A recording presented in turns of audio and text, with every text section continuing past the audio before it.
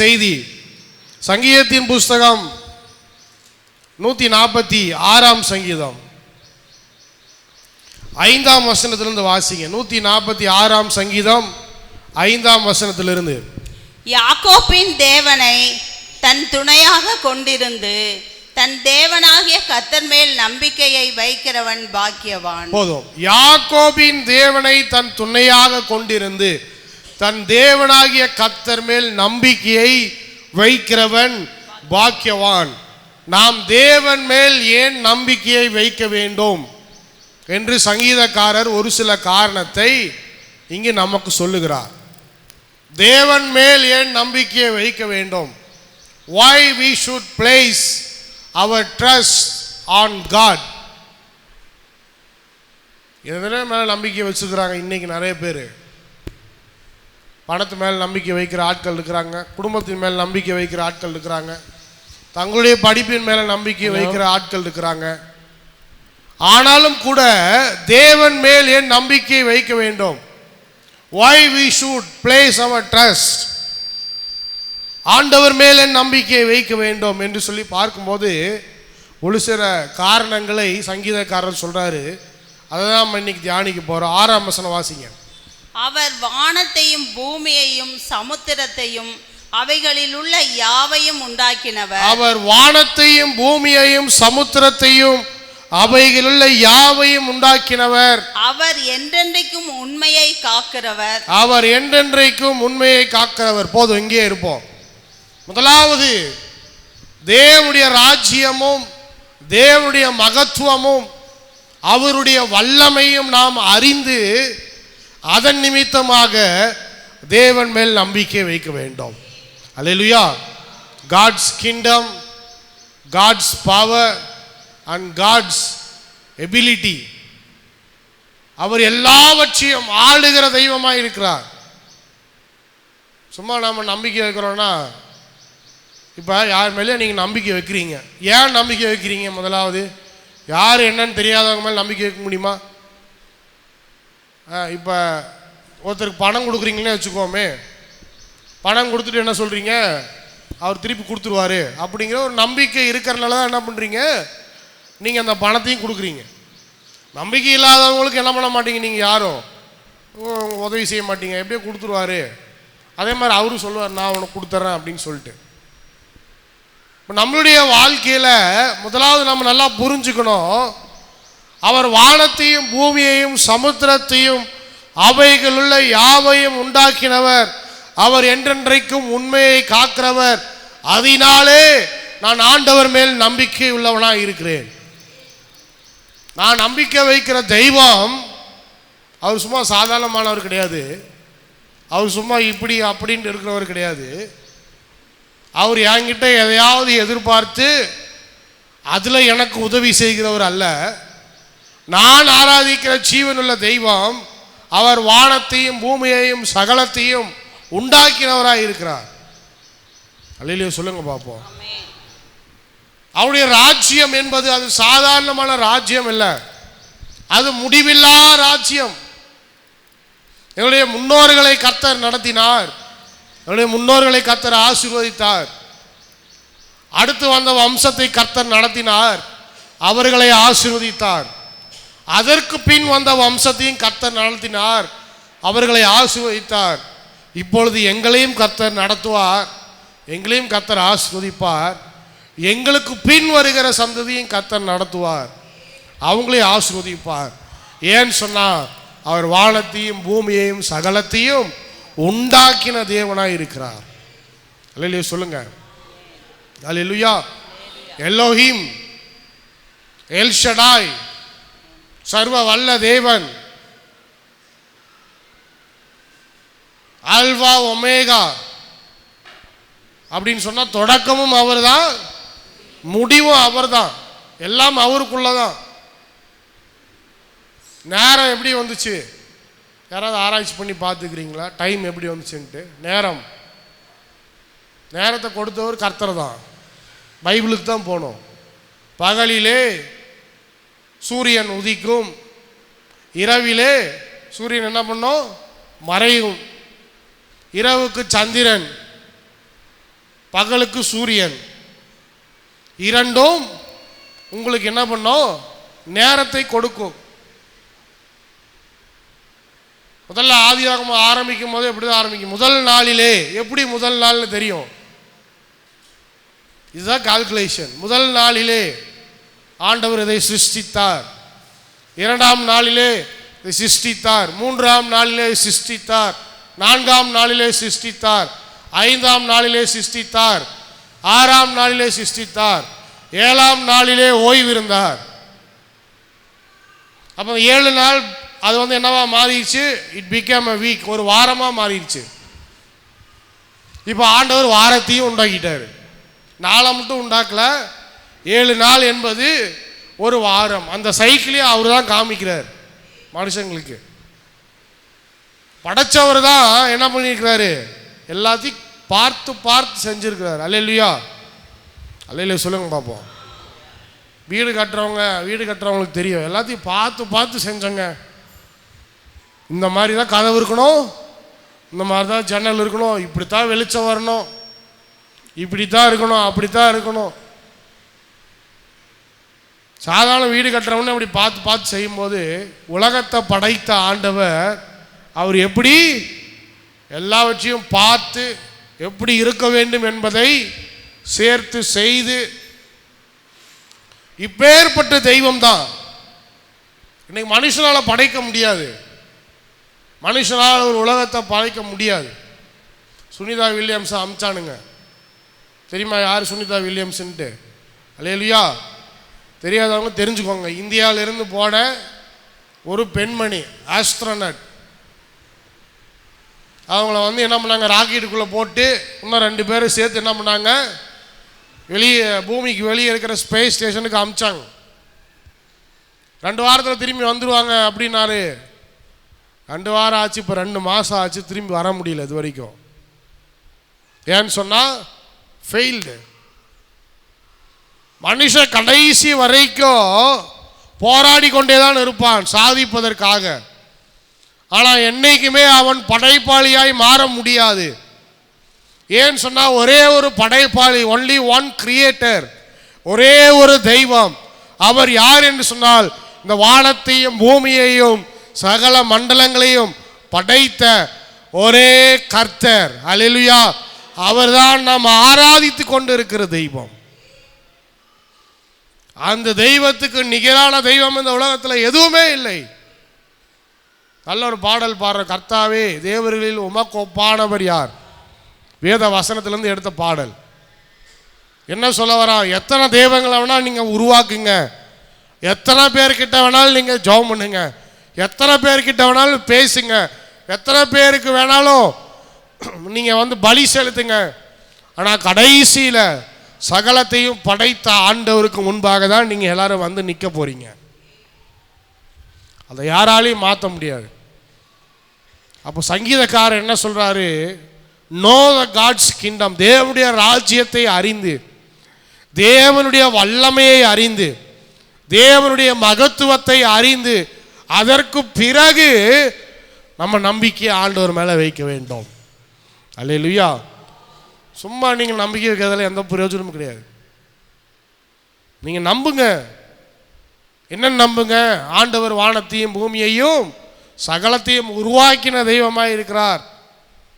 அதன் மேல் நான் நம்பிக்கையை வைக்கிறேன் அவர் மேலே. அவர் என்றென்றைக்கும் உண்மையை காக்கிறவராக இருக்கிறார். அதனால் நான் அவர் மேல் நம்பிக்கையை வைக்கிறேன். இந்த ட்ரூத் அப்படிங்கிறது அது எங்கே இருக்கு அப்படின்னு சொன்னால் பைபிளில் தான் இருக்குது. எங்கேயுமே ட்ரூத் கிடையாது, உண்மை கிடையாது. எங்கேயுமே உண்மை கிடையாது.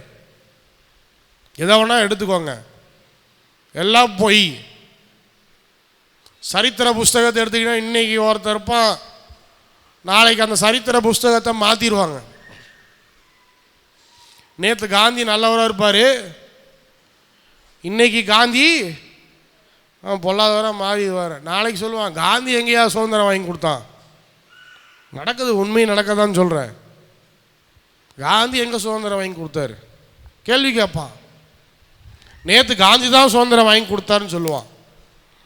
ஏன்னா சரித்திர புஸ்தகத்தை மாற்றி எழுதிடலாம்.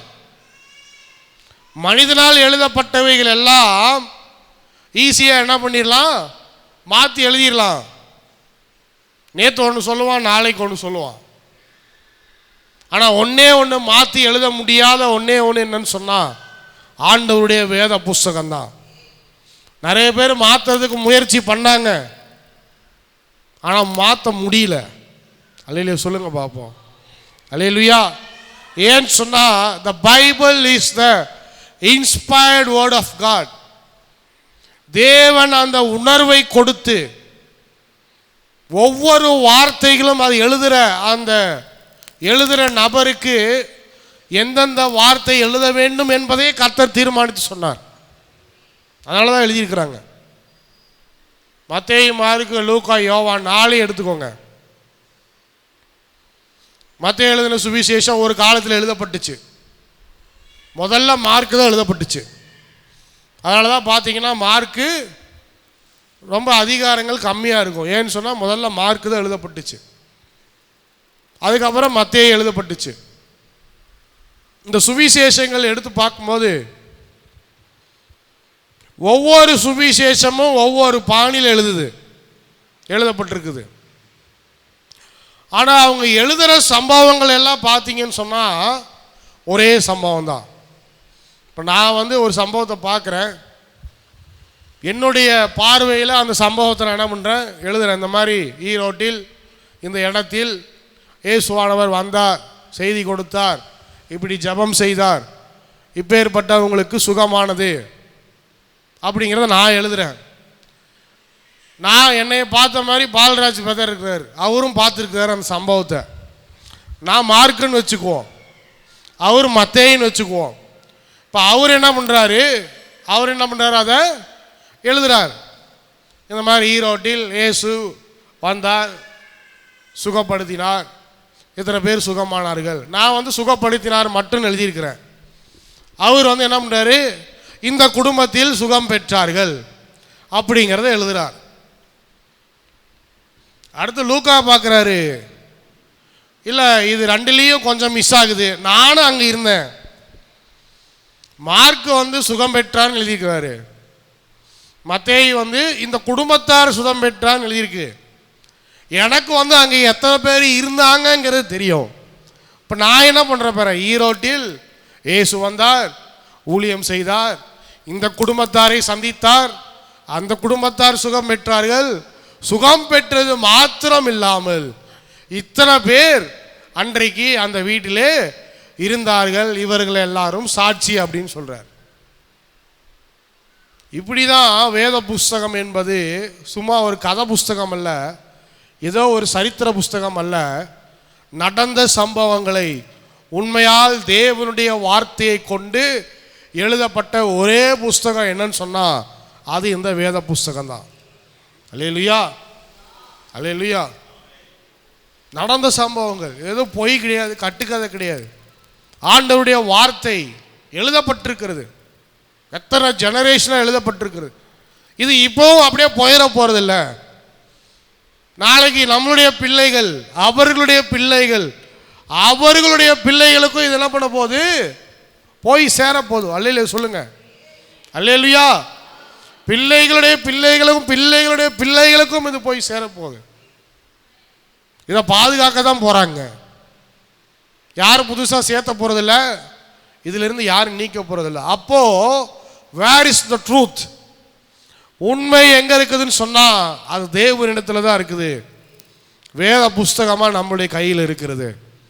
அதனால் நான் ஆண்டவர் மேல் நம்பிக்கை உள்ளவனாக இருக்கிறேன். அல்லேலூயா. நிறைய பேர் அங்கேயும் இங்கேயும் நிறைய பேர் எழுதின புஸ்தகங்களை படிச்சுக்கிட்டு இருக்கிறாங்க. வேத புஸ்தகத்தை படிக்காமல் இவங்க எழுதின புஸ்தகத்தை படிச்சுக்கிட்டு இருக்கிறாங்க. நான் சொல்கிறேன், பைபிளை படிங்க, வேத புஸ்தகத்தை படிங்க, அது உங்களுக்கு நம்பிக்கையை உண்டு பண்ணும். அல்லேலூயா. வேத புஸ்தகம் நமக்கு நம்பிக்கையை உண்டு பண்ணும். அதனால் இந்த உலகம் என்பது உடைந்து போன ஒரு உலகம், புரோக்கன் வேர்ல்டு. ஆனால் சங்கீதக்காரர் சொல்றாரு, தேவன் மேல் நம்பிக்கையை வைங்க. ஏன்னு சொன்னா தேவனுடைய ராஜ்யம், அவருடைய மகத்துவம், அவருடைய வல்லமை அது என்றைக்கும் மாறாதது. அதே போல அவர் உண்மையுள்ளவராய் இருக்கிறார். வேற எங்கேயுமே நாம போய் உண்மையை தேட முடியாது, பார்க்க முடியாது. ஆண்டவரிடத்துல மட்டும்தான் இருக்குது. அதனால நீங்க ஆண்டவர் மேல் நம்பிக்கையுள்ளவர்களா இருங்க. அடுத்தது வாசிங்க. அவர் ஒடுக்கப்படுகிறவர்களுக்கு நியாயம் செய்கிறார், பசியாய் இருக்கிறவர்களுக்கு ஆகாரம் கொடுக்கிறார். கட்டுண்டவர்களை கர்த்தர் விடுதலையாக்குகிறார், குருடரின் கண்களை கர்த்தர் திறக்கிறார். மடங்கடிக்கப்பட்டவர்களை கர்த்தர் தூக்கி விடுகிறார், நீதிமான்களை கர்த்தர் சிநேகிக்கிறார். அடுத்தது என்னன்னு சொன்னா, ஆண்டவராகிய கர்த்தர் எந்நேரமும் நம்மோடே இருக்கிறார். நமக்கு தேவையான எல்லாவற்றையும் அவர் செய்து கொண்டே இருக்கிறார். விசேஷமாக இந்த உடைக்கப்பட்ட உலகத்தில், துன்பத்தின் நடுவில், பிரச்சனையின் மத்தியில், கஷ்டத்தின் மத்தியில், உபத்திரவத்தின் மத்தியில், வியாதியின் மத்தியில், இது எல்லாவற்றின் மத்தியிலும் கர்த்தர் நல்லவராய் நம்மளோடு இருக்கிறதுனால, நம்மை நடத்துவதனால உங்கள் நம்பிக்கையை கர்த்தர் மேலே வைங்க. சொல்லுது, ஒடுக்கப்படுகிறவர்களுக்கு நியாயம் செய்கிறார். உலகத்தில் நியாயம் கிடைக்காது, ஆனால் யார் இடத்துல நியாயம் உண்டு? கர்த்தரிடத்துல நியாயம் உண்டு. அடுத்தது, பசியாக இருக்கிறவர்களுக்கு கர்த்தர் ஆகாரம் கொடுக்கிறார். ஒருவேளை உலக ராஜ்யங்கள் கண்டுக்காம போகலாம். இன்னைக்கு முக்கியமான பிரச்சனை என்னன்னு சொன்னால், தானியம், பஞ்சம், பசி, பட்டினி. இந்த ஆப்பிரிக்கா தேசத்தில் இன்னைக்கு ஆரம்பிச்சிருச்சு. நேற்று ஒரு செய்தி படித்தேன். நமீபியா அப்படின்னு ஒரு நாடு இருக்குது. நாட்டில் எத்தனையோ விலங்குகள் என்ன பண்ணுறாங்களாம், இறைச்சிக்காக என்ன பண்ணுறாங்களாம், கொலை செய்கிறாங்களாம். ஏன்னு சொன்னால், மக்களுக்கு உணவு கொடுப்பதற்கு வழி இல்லையா. அந்த இறைச்சியை சாப்பிட்றாங்களோ விற்கிறாங்களோ தெரில, என்னத்தையாவது ஒன்றை பண்ணி எப்படியாவது மனிதர்களுக்கு என்ன பண்ணோம், ஆகாரத்தை கொடுக்க வேண்டும். உற்பத்தி இல்லை. இன்னொன்று சொல்கிறாங்க, எல் நீனோ. அது என்னது? எல் நீனோ, எல் நீனோவா, நைனோவா, நீனோவா, ஏதோ சரி, ஏதோ ஒன்று. அதனால் என்னாச்சுன்னு சொன்னால், ஒரு சில நாடுகள் எல்லாம் அதிக மழையை பெற்று தானியங்களை விளைவிக்க முடியாமல் எல்லாம் அழிந்து போய்விட்டது. ஒரு சில இடங்கள் எல்லாம் வறட்சியாகி மழையே பெய்யாமல் அதனாலேயும் தானியங்களை விளைவிக்க முடியாமல் போய்விட்டது. இதனுடைய தாக்கம் இனி வருகிற ஆண்டுகளிலே உலக தேசங்கள் எல்லாம் பார்க்கும் அப்படின்னு சொல்லி எச்சரிக்கிறாங்க.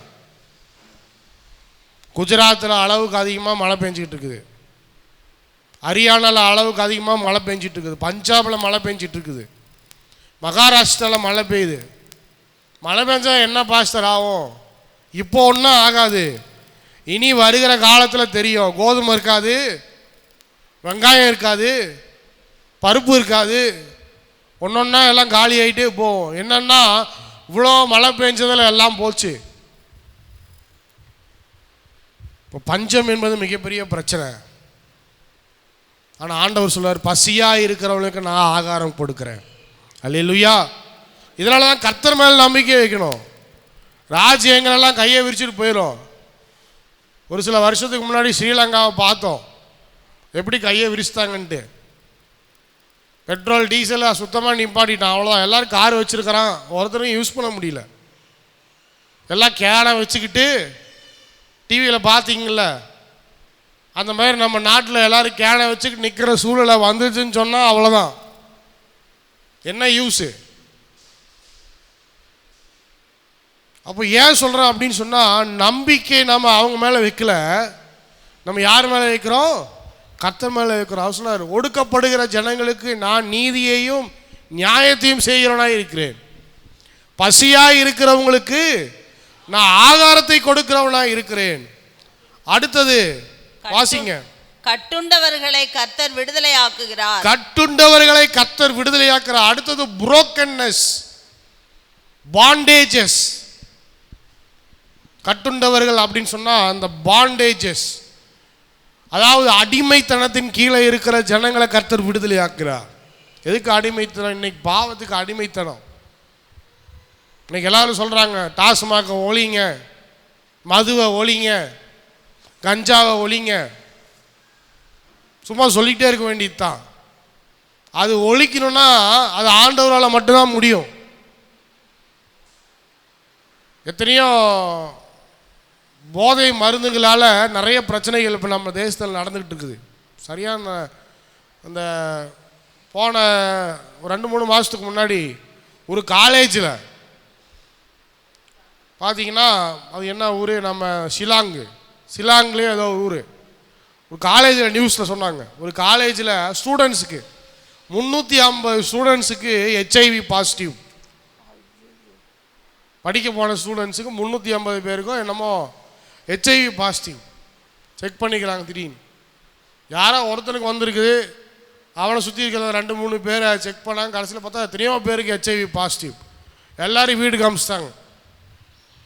என்னன்னு சொன்னால், எப்படி இத்தனை பேருக்கு HIV வந்துச்சு? இவங்க எல்லாரும் போய் ஒரு இடத்துல பார்ட்டி மாதிரி செலிப்ரேட் பண்ணி ஒரே போதை ஊசியை எல்லாரும் மாற்றி மாற்றி மாற்றி மாற்றி ஏற்றிருக்கிறான். யாரெல்லாம் அந்த ஊசியை ஏற்றினானோ அவனுக்கு எல்லாம் HIV. பாருங்க, ஊசியின் மூலமாகவும் இது பரவும். விழிப்புணர்வு இல்லாமல் படிக்க போன பசங்க அங்கே போய் தவறான நண்பர்களால் போய் இந்த மாதிரி உல்லாசமாக இருக்குன்னு நினச்சிட்டு போதை வஸ்துக்களை எடுத்து இத்தனை பேர் HIV பாசிட்டிவ். ஒன்றுமே பண்ண முடியாது. அவன் நினச்சாலும் அந்த வியாதி அவனை விட்டு போக வாய்ப்பே இல்லை. வாழ்க்கை முடிஞ்சிச்சு, அவ்வளோதான். இந்த போதையினால் அநேக நம்முடைய தேசங்களில் சீர்கேடுகள் நடந்து கொண்டு இருக்கிறது. கடைசியில் எல்லாம் வெளியே வரும்போது நிறைய அரசியல்வாதிகள் உள்ளே இருக்கிறாங்க. இதுதான் பணம் உண்டாக்குது, பிஸ்னஸ்ஸு. யாரும் ஒன்றும் பண்ண முடியல. உண்மையான குற்றவாளிகள் எஸ்கேப் ஆகிட்டே தான் இருக்கிறான். ஆனால் ஆண்டவர் சொன்னார், இந்த அடிமைத்தனம் மாறணும்னு சொன்னால் அது ஆண்டவரால் மட்டும்தான் முடியும். ஹல்லேலூயா. நம்முடைய வாழ்க்கையில் என்னென்ன அடிமைத்தனங்கள் இருக்குது, நம்முடைய தேசத்தில் என்னென்ன அடிமைத்தனங்கள் இருக்குது, இவைகளெல்லாம் மாற்றக்கூடிய ஒரே நம்பிக்கை அது யாருன்னு சொன்னால் நம்முடைய ஆண்டவர் ஆகிய இயேசு கிறிஸ்து மாத்திரமே. ஹல்லேலூயா. நம்முடைய தேவனாகிய கர்த்தர் மாத்திரமே. இப்போ நமக்கு பயமாக இருக்குது, நம்ம பிள்ளைகளை பார்க்கும்போது பயமாக இருக்குது. இப்பேற்பட்ட உலகத்தில் இவங்களை எப்படி வாழ போகிறாங்க, எப்படி இவங்க நம்ம எங்கேயோ நடக்குது, எப்படியோ நடக்குது அப்படின்னு நினச்சிட்டு இருக்கக்கூடாது. That is the future. அதுதான் நாளைக்கு நம்முடைய பிள்ளைகளுடைய எதிர்காலம். எப்படி வாழுவாங்க, நம்முடைய பெண் பிள்ளைகள் எப்படி வாழ போகிறாங்க? இப்போ ஏற்பட்ட மோசமான ஒரு தேசத்திலே, ஒரு மோசமான ஒரு நகரத்திலே, இவ்வளவு பாவம் நிறைந்த உலகத்தில் நம்முடைய பிள்ளைகள் எப்படி வாழ போகிறாங்க? நம்முடைய அடுத்த சமுதாயம் எப்படி வாழ போகுது? அடுத்த ஜெனரேஷன் எப்படி வாழ போகுதுன்னு யோசித்து பார்த்தீங்கன்னு சொன்னால் ஒரே நம்பிக்கை அது ஆண்டவர் மாத்திரமே. ஹல்லேலூயா. அதனால தான் சொல்றாரு, விடுதலை தருகிறார், கட்டுண்டவர்களுக்கு விடுதலை தருகிறார். அடுத்து குருடரின் கண்களை கர்த்தர் திறக்கிறார், மடங்கடிக்கப்பட்டவர்களை கர்த்தர் தூக்கி விடுகிறார், நீதிமான்களை கர்த்தர் சிநேகிக்கிறார், பரதேசிகளை கர்த்தர் காப்பாற்றுகிறார், அவர் திக்கற்ற பிள்ளையையும் விதவையையும் ஆதரிக்கிறார், துன்மார்க்கரின் வழியையோ கவிழ்த்து போடுகிறார். இன்னொரு காரியம், தேவன் என் மேல் அன்புள்ளவராய் இருக்கிறதுனால, என் மேல் கிருபை பாராட்டுவதனால, என் மேல் தயவை அவர் கொண்டு வைத்திருப்பதனால நான் இன்னும் ஆண்டவரை அதிகமாய் விசுவாசிக்கிறேன், இன்னும் அதிகமாய் அவர் மேல் நம்பிக்கையுள்ளவராய் இருக்கிறேன். ஹல்லேலூயா. எப்படி அவருடைய தயவு வெளிப்படுது, எப்படி அவருடைய அன்பு வெளிப்படுது, எப்படி அவருடைய கிருபை வெளிப்படுதுன்னு சொன்னால், அவர் பரதேசி பாஸ்டர். ஆனால் ஆண்டவர் சொல்றாரு, நானும் உன்னை காப்பாற்றி கொண்டே தான் இருக்கிறேன். அல்லேலூயா. எனக்குன்னு சொல்லி யாருமே இல்லை, உதவி செய்யறதுக்கு யாருமே இல்லை. எல்லாரும் கைவிட்டாங்க என்னைய. எல்லாரும் ஃபேமிலி பேக்ரவுண்ட் பார்க்குறாங்க. எங்களுக்கு அந்த அளவு பேக்ரவுண்ட்லாம் இல்லை. ஃபேமிலி பேக்ரவுண்ட் பார்க்காம உன் மேலே அன்பு செலுத்தி, உனக்கு தயவு செலுத்தி, உன்மேல் கிருபை வைத்திருக்கிற ஒருத்தர் யாருன்னு சொன்னால் அவர் இயேசு கிறிஸ்து. அல்லேலூயா. அல்லேலூயா. ரெக்கமெண்டேஷன் கேட்குறாங்க. ஆண்டவர் சொல்லார், எந்த ரெக்கமெண்டேஷன் தேவையில்லை, நான் உன்னோடு இருக்கிறேன்.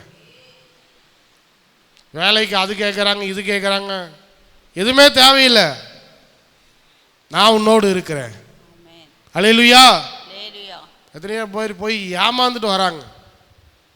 நிறைய பேர்கிட்ட போய் கவர்மெண்ட் ஜாபு கிடைக்கணும்னு ஏமாறவங்க இருக்கிறான். நிறைய பேர் காசு கொடுத்துட்டு அந்த வேலை கிடைக்கும், இந்த வேலை கிடைக்கும், ஏமாந்துட்டு வர ஆட்கள் இருக்கிறாங்க. எத்தனையோ பேரை நம்புறாங்க. ஆனால் இங்கே பைபிள் சொல்லுது, வசனம் சொல்லுது, பரதேசிகளை கர்த்தர் காப்பாற்றுகிறார், திக்கற்ற பிள்ளைகளுக்கு விதவைகளையும் அவர் என்ன பண்றாரா? ஆதரிக்கிறார். எந்த சோசியல் சர்வீஸ் பிளானோ ஸ்கீமோ கவர்மெண்ட் கொடுக்குற ஸ்கீமோ நமக்கு ஆதரவா இல்லைனாலும் தேவனாகிய கர்த்தர் உனக்கு ஆதரவா இருக்கிறார். கடந்த 3 வாரத்தில் நகோமியுடைய வாழ்க்கையை பார்த்தோம். விதவை தான், எப்படி ஆதரிச்சாருன்னு பார்த்தீங்கல்ல. ரூத்தை பார்த்தோம், இன்னொரு வாழ்க்கையை கர்த்தர் கொடுத்தார். இவ்வளோ பெரிய ஆசீர்வாதத்துக்கு சுதந்திரவாளியாய் கர்த்தர் இந்த குடும்பத்தை மாற்றினார். சும்மா கைவிட்டாரா? இல்லை. ஒருவேளை தகப்பன் கைவிடலாம், தாய் கைவிடலாம், பெற்றவங்க கைவிடலாம். எல்லாரும் செத்து போயிட்டாங்க பாஸ்டர், எனக்கு நிறைய பேருக்கு அப்படி தான் இருக்கிறாங்க. தகப்பன் செத்து போயிட்டாங்க, தாய் செத்து போயிட்டாங்க, நகோமி மாதிரி எல்லாரும் செத்து போயிட்டாங்க, யாருமே கிடையாது எனக்கு. ஆனால் ஆண்டவர் சொல்றார், நான் இருக்கிறேன். அல்லேலூயா. அதனால ஆண்டவர் மேல நீங்க நம்பிக்கையை வைங்க.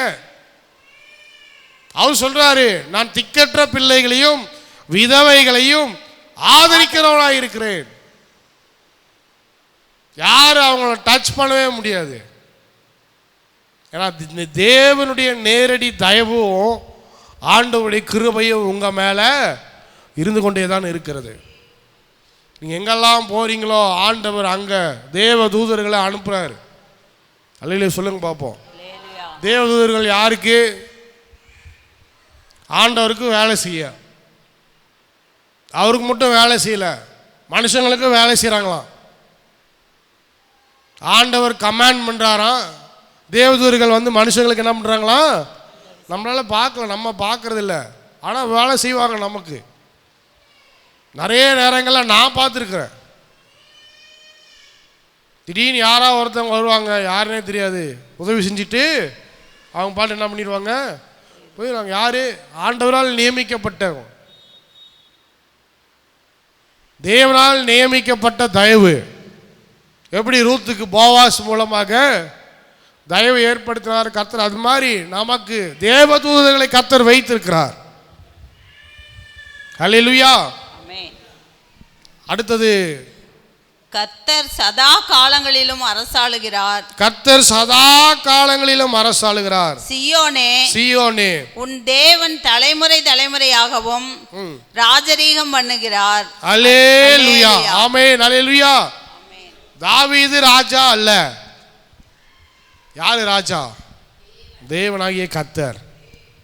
சாலமோன் ராஜா அல்ல, தேவனாகிய கர்த்தர் தான் ராஜா. இன்னைக்கு நம்ம ஊரில் இருக்கிறாங்க பாருங்க, பிரைம் மினிஸ்டர், சீஃப் மினிஸ்டர்லாம், அவங்க கிடையாது. இன்னைக்கு அவங்க இருப்பாங்க, நாளைக்கு அவங்க போயிடுவாங்க. நேற்று ஒருத்தவங்க இருந்தாங்க, இன்னைக்கு ஒருத்தவங்க இருப்பாங்க, நாளைக்கு ஒருத்தவங்க வருவாங்க. ஆந்திராவில் ஜெகன்மோகன் ரெட்டி ஜெகன்மோகன் ரெட்டின்னு சொல்லிட்டு இருந்தான். எல்லா பாஸ்டரும் சந்தோஷமாக இருந்தான். ஏன்னா ஜெகன்மோகன் ரெட்டி நிறைய ஸ்கீம்லாம் கொண்டாந்தாருங்க, பாஸ்டர்களுக்கு உதவி செஞ்சாருங்க. அவர் இருக்கிற வரைக்கும் பிரச்சனையே இல்லைங்க ஆந்திராவுக்கு. மறுபடியும் அவர் தாங்க ஜெயிப்பார்னா, ஒரே எலெக்ஷன்ல எல்லாம் மாறிடுச்சு. இன்னைக்கு ஜெகன்மோகன் ரெட்டி டெய்லி கேஸ் நடத்திட்டு இருக்கிறார், ஜெயிலுக்கு போயிட்டு இருக்கிறார். ஏன்னா ஆப்போசிஷன் பார்ட்டி வந்துச்சுன்னா இதுக்கு முன்னாடி யார் இருந்தானோ அவனை கொண்டு போய் ஜெயிலில் போட்டுருவாங்க. அடுத்து இவரு ஜெயிச்சார்னா இப்போ யார் இருக்கிறானோ அவனை கொண்டு போய் ஜெயிலில் போட்டுறது. இதுதான் காலங்காலமாக ஆந்திராவில் நடந்துட்டு இருக்குது. தமிழ்நாட்டிலையும் அப்படி தான் நடந்துட்டு இருந்துச்சு, ஐயாவுக்கும் அம்மாவுக்கும். கடைசியில் இப்போ அம்மா இல்லை, அதனால் ஆமாம் இந்த மாதிரி மாற்றி மாற்றி கொண்டு போய் ஜெயிலில் போடுறது. வெளியே கொண்டு வர்றது, உள்ளே போகிறது, வெளியே கொண்டு வர்றது இல்லாமல் இருக்குது நம்ம ஊரில். அவ்வளோதான்.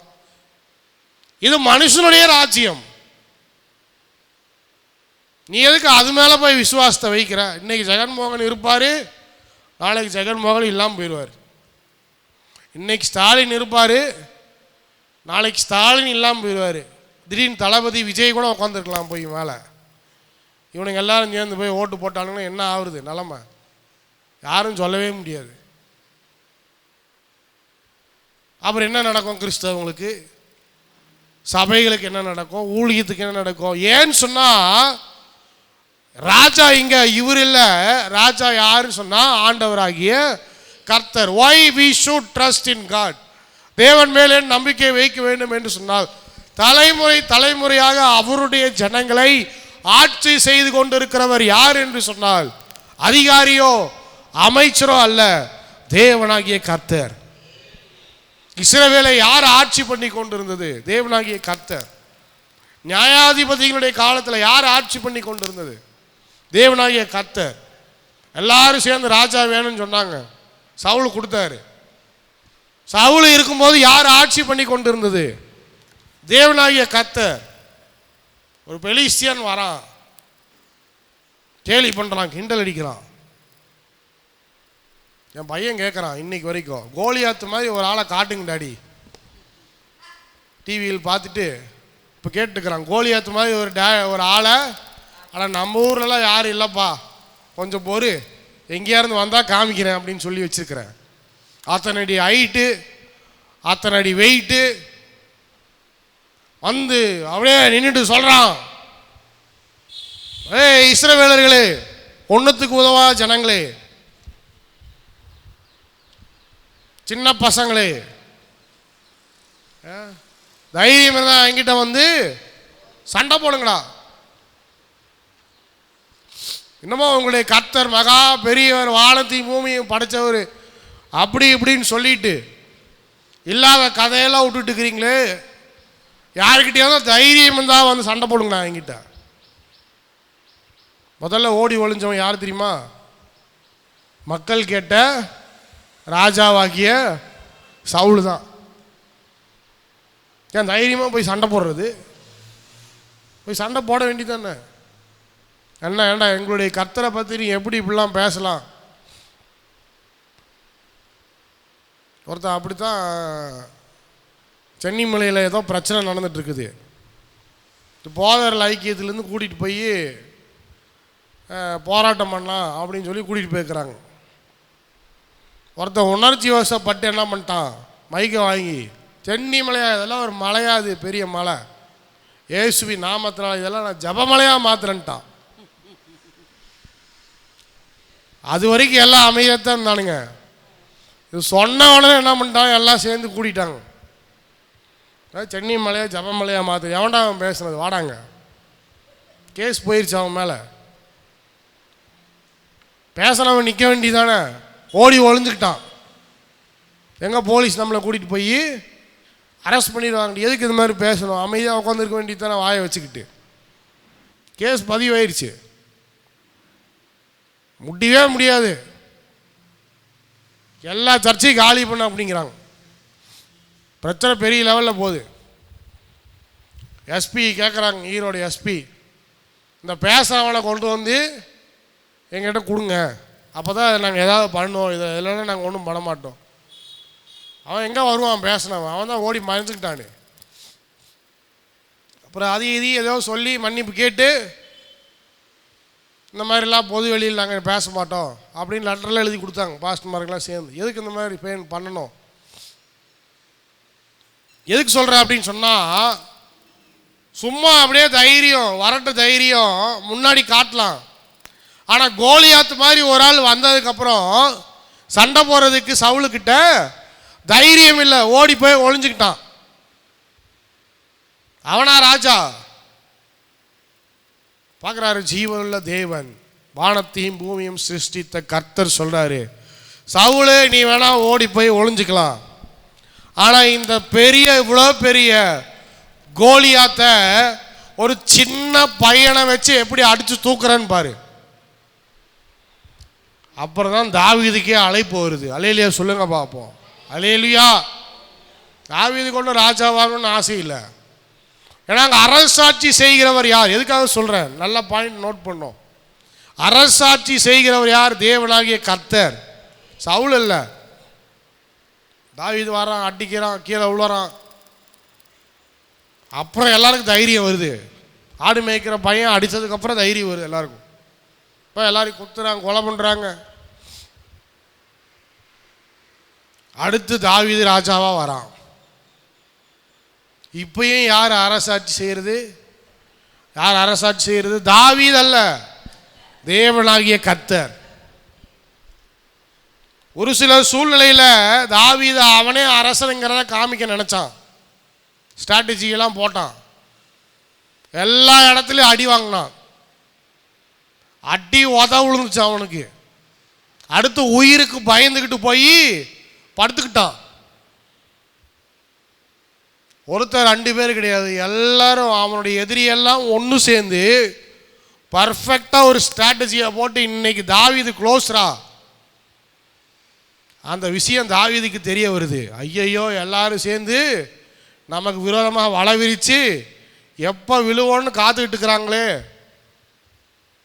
அப்போ தான் ஒரு சங்கீதத்தை சொல்கிறான், ஆண்டவரே இப்படி பரிசுத்த ஆவியை என்னை விட்டு விலக்கி விடாமல் நான் செய்த பாவங்கள் எல்லாவற்றையும் மன்னித்து என்னை என்ன பண்ணுங்க, என்னை இந்த பனியை போல என்னுடைய உள்ளத்தை புதிதாக்குங்க ஆண்டவரே அறிக்கையிட்டு ஜெபம் பண்ணுறான். ஏன்னு சொன்னால் அப்போ புரியுது அவனுக்கு, ராஜ்யம் யாருனாலும் நடக்குது, ஆண்டவரால் தான் நடக்குது, இவனால் நடக்கலை ஒன்றும். அப்போ என்றைக்குமே நம்முடைய வாழ்க்கையில் ஒன்றை புரிஞ்சுக்கணும், நடக்கிற காரியமெல்லாம் உங்களால் நடக்கிறதில்ல, என்னால் நடக்கிறதில்ல, ஆண்டவரால் நடக்குது. அல்லேலூயா.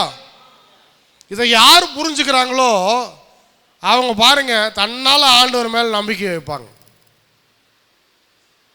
முதல்ல நம்ம இந்த உலக ராஜ்யத்துக்குள்ளேயே நம்ம இல்லை அப்படின்னு என்ன அர்த்தம்னு சொன்னால், நம்ம இருக்கிறோம், இல்லைன்னு சொல்ல, நல்லா புரிஞ்சுக்கணும். நம்மளுடைய ஸ்பிரிச்சுவல் லைஃப்பில் நாம் தேவனுடைய ராஜ்யத்தை சேர்ந்தவர்களாக இருக்கிறோம். இப்போ அந்த ராஜ்யத்தை நடத்துகிறவர் யாருன்னு சொன்னால் ஆண்டவராகிய கர்த்தர். ஃபிசிக்கல் ராஜ்யத்தில் இன்னைக்கு எனக்கு காசு இல்லாமல் இருக்கலாம், திடீர்னு வேலை போயிடுச்சு, திடீர்னு எனக்கு கம்பெனியில் என்ன சொல்லிட்டாங்க, நான் அவனை நீக்கிறோம், எங்களுக்கு இத்தனை பேர் தேவையில்லை, நான் அவனை என்ன பண்ணிடுறேன், நீக்கிடுறேன், நீ அடுத்து வேறு வேலை பார்த்துக்கோ, திடீர்னு இன்னைக்கு நீக்கிடுறான். இது ஃபிசிக்கல் லைஃப்பில். ஆனால் தேவனுடைய ராஜ்யத்துக்குள்ளே இருக்கும்போது நாம் அங்கே வேலையில் நீக்கப்பட்டாலும் இன்னும் கர்த்தர் நம்மளுடைய ராஜாவாக இருக்கிறார். தேவனுடைய ராஜ்யத்தில் ஆண்டவருடைய ராஜ்யத்துக்குள்ளே நம்ம இருக்கிறோங்கிற நம்பிக்கையை வைத்து ஒருவேளை இங்கே வேலை போகலாம், ஆனால் ராஜ்யத்துக்குள்ளே இன்னும் கர்த்தரின் தேவைகளை சந்திக்கிறவராய்த்தான் இருக்கிறார். எனக்கு சந்திப்பை கொடுப்பாரு கண்டிப்பாக. வேலையினாலும் இந்த மாதம் தன்னால் நடக்க வேண்டியதெல்லாம் நடக்கும் அப்படின்னு ஆண்டவர் மேல் நம்பிக்கை வச்சு பாருங்க, கரெக்டாக நடக்கும். அதே போல் இன்னொரு வேலையும் கர்த்தர் கொடுப்பார். இதே போல தான் எல்லா விஷயத்துலேயும் நாம் இங்கே கண்ணால் பார்க்குறத விட நம்ம தேவனுடைய ராஜ்யத்துக்குள்ள எப்பேற்பட்டவர்களாக இருக்கிறோம். நாம் ஆராதிக்கிற தேவன் எப்பேற்பட்டவராக இருக்கிறார், நம்முடைய ராஜா அவர் எப்பேற்பட்டவர், எந்த ராஜ்யத்துக்குள்ள நம்மளை வச்சிருக்கிறார், எல்லாத்தையுமே நம்ம பிரித்து பார்க்கலாம். நான் உலக ராஜ்யத்தில் எப்பேற்பட்டவன், தேவனுடைய ராஜ்யத்துக்குள்ளே நான் எப்பேற்பட்டவன். ஒருவேளை உலக ராஜ்யத்துக்குள்ளே நான் வேணால் பியூனாக இருக்கலாம், இல்லை எடுபடியாக இருக்கலாம், இல்லை ஒரு டீ கடை மாஸ்டராக இருக்கலாம், இல்லை ஒரு கட்டட தொழிலாளியாக இருக்கலாம், கூலி வேலைக்காரனாக இருக்கலாம். ஆனால் தேவனுடைய ராஜ்யத்துக்குள்ள கர்த்தரனை எப்படி பார்க்கிறார்? இங்கே மாதிரி எடுபடியாக பார்க்குறாரா? இல்லை, தேவனுடைய ராஜ்யத்துக்குள்ளே என்ன சாதிக்கிறவனா கர்த்தர் பார்க்குறார். ஒருவேளை இங்கே வேணால் நான் ப்ரைவேட்டாக இருக்கலாம், ஆண்டவருடைய ராஜ்யத்துக்குள்ளே ப்ரைவேட்டு பப்ளிக்லாம் கிடையாது, எல்லாமே ஒன்று தான். அல்லேலூயா. எல்லாருமே கவர்மெண்ட்டு ஜாப் தான். அல்லேலூயா சொல்லுங்க பார்ப்போம். ஆண்டவருடைய ராஜ்யத்துக்குள்ளே எல்லாருமே எல்லாருமே யாரு? அம்மா எக்ஸாம் எழுத தேவையே இல்லை, எல்லாருமே கவர்மெண்ட் ஜாப் தான். அப்படிதான் கர்த்தர் வச்சிருக்கிறார். அப்போ இங்க பார்க்கறத நிப்பாட்டிட்டு நம்மளுடைய விசுவாசம் வளரணும்னு சொன்னா, நம்ம ஆண்டவர் மேல நம்பிக்கை வைக்கணும்னு சொன்னா, இங்க பார்க்கறத முதல் நிப்பாட்டணும். இங்க பார்க்கறத நிப்பாட்டிட்டு ஆண்டவருடைய ராஜ்யத்துக்குள்ள நாம எப்படி இருக்கிறோங்கிறத பார்க்க ஆரம்பிக்கணும். இங்க பார்க்கறத நான் பார்க்கலாம், சாதாரணமான ஒரு சர்ச்சு தான். நீங்க எல்லாம் சாதாரணமான விசுவாசிங்க தான், கொஞ்சம் பேர் தான் இருக்கிறோம். இது இங்க நம்மளுடைய பார்வை. ஆனா தேவனுடைய ராஜ்யத்துக்குள்ள கர்த்தர் நம்மளை எப்படி பார்க்கிறார் தெரியுமா? பரலோகத்தை அசைக்கிறவர்களாய் கர்த்தர் பார்க்கிறார். அல்லேலூயா. பரலோகத்தில் இருக்கிற அபிஷேகத்தை கீழே இறக்குறவங்களா கர்த்தர் பார்க்கிறார். ஒவ்வொருத்தரையும் கர்த்தர் எப்படி வச்சிருக்கிறார் தெரியுமா? AK-47 வச்சிருக்கிற சோல்ஜரா கர்த்தர் வச்சிருக்கிறாரு. பிசாசு வரும்போது ஒரு லோட் பண்ணி புட்டு புட்டு புட்டு புட்டுன்னு ஒரு குண்டு போட்டு அடிச்சு தள்ளுற ஆளாக தான் கர்த்தர் வச்சிருக்கிறார். ஆனால் நீங்கள் எப்படி பார்க்குறீங்க? நம்ம சாதாரணமான மக்கள், சாதாரணமான சர்ச்சு, சாதாரணமான பிரசங்கம், சாதாரணமான ஊழியம் இல்லை. ஆண்டவர் சொல்லார், தேவனுடைய ராஜ்யத்துக்குள்ள நீ எப்பேற்பட்டவன். அப்போ நல்லா புரிஞ்சுக்கணும், தேவன் தலைமுறை தலைமுறையா என்ன பண்றாராம்? ராஜரிகம் பண்ணி கொண்டு இருக்கிறார். தேவன் தலைமுறை தலைமுறையா ராஜரிகம் பண்ணி கொண்டு இருக்கிறார். அவருடைய ராஜ்யத்துக்கு முடிவில்லை. யாரும் அந்த ராஜ்யத்தை க்ளோஸ் பண்ண முடியாது. ஃபர்ஸ்ட் காட்ஸ் கிங்டம் என்னன்னு நல்லா புரிஞ்சுக்கணும் நம்ம விசுவாசிங்க. தேவனுடைய ராஜ்யம்னா என்ன? இது தனியாகவே ஒரு பிரசங்கம் எடுக்கலாம் தேவனுடைய ராஜ்யத்தை பற்றி. தேவனுடைய ராஜ்யத்துக்குள்ள நாம போன பிறகு நம்மளுடைய ராஜா என்னெல்லாம் நமக்காக வைத்திருக்கிறார், எப்படியெல்லாம் நம்மளை பார்க்கிறார், எப்படியெல்லாம் நம்மளை நடத்துறார், எப்படியெல்லாம் அதிகாரத்தை கொடுத்துருக்கிறார் நம்ம கையில், எல்லாவற்றையும் அறிஞ்சிட்டோன்னு சொன்னா ஆண்டவரை விட்டு நம்ம என்ன பண்ண மாட்டோம்? விலகவே மாட்டோம். நம்ம நம்பிக்கை முழுவதும் ஆண்டவர் மேலேயே இருக்கும். எழும்பி நிற்போம். இந்த சங்கீதத்தில் தாவீது சொன்ன ஆழமான சத்தியங்கள். தேவன் மேல நம்பிக்கை வைங்க.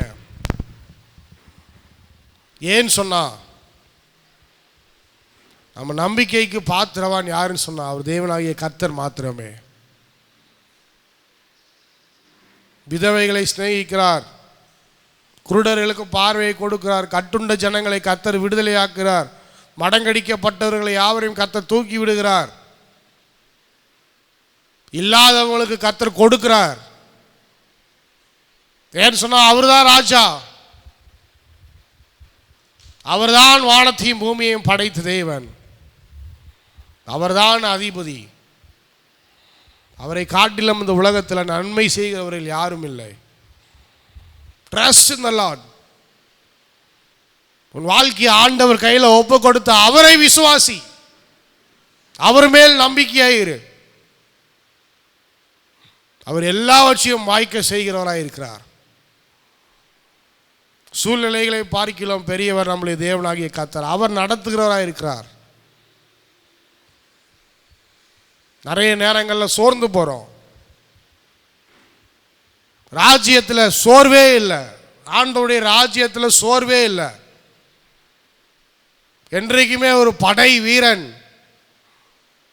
ஒரு சோல்ஜர் சோர்ந்து போனதா சரித்திரமே கிடையாது. என்னைக்குமே யுத்தத்துக்கு தயாரா இருக்கிறான். எங்கேயாவது போய் எனக்கு பசிக்குது, என்னால் முடியல, நான் சண்டை போட போக மாட்டேன்னு சொல்லி என்னைக்காவது ஒரு போர் சேவகன், ஒரு சோல்ஜர் சொல்லி கேள்விப்பட்டிருக்கிறீங்களா?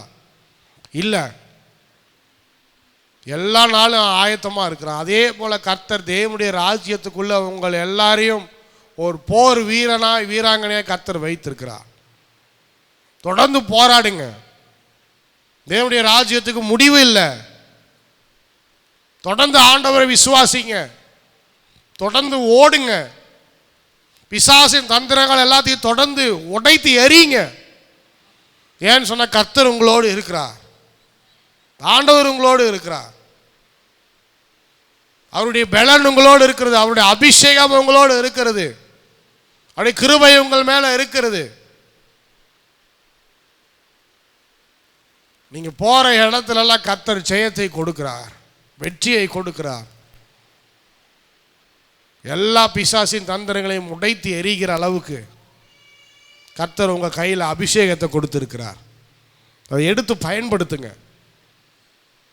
யாரும் சும்மா இருக்கக்கூடாது, எடுத்து பயன்படுத்துங்க. தேவனுடைய ராஜ்யத்துக்குள்ள நீங்க எல்லாரும் ஒரு போர் வீரர்களாக கர்த்தர் வைத்திருக்கிறார்.